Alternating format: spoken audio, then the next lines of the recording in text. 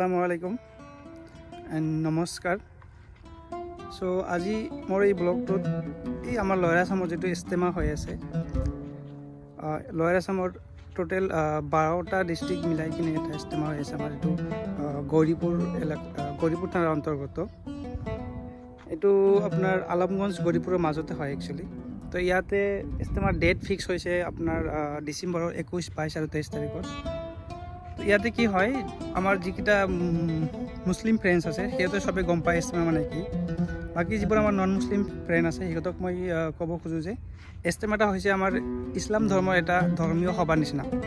ইয়াতে বহুত লাখ লাখ মানুহ সমাৱেশ হয়।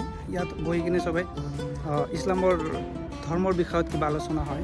আমাৰ এই য'ত যিমান মানুহ আছে, যদি আপোনালোকে কিবা কামত অংশগ্ৰহণ কৰিব বিচাৰে আপোনালোকে আহিব পাৰে।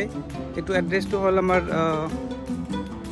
আলমগঞ্জ গেলামাৰী পাৰ্ট 3 বুলি কয়, যিখনি আপুনি ধুবুৰী ডিষ্ট্ৰিক্টৰ আণ্ডাৰত হয়। তো মই দেখাব বিচাৰিম যে আমাৰ এই ইস্তেমাৰ কামত কিমানখিনি কাম কমপ্লিট হৈছে। এইখিনি ভিডিঅ' মই কেইটামান ক্লিক কৰি দেখাম আপোনালোকক কিমানখিনি আমাৰ এই ইস্তেমাৰ বৰ্তমানলৈকে কাম হৈছে।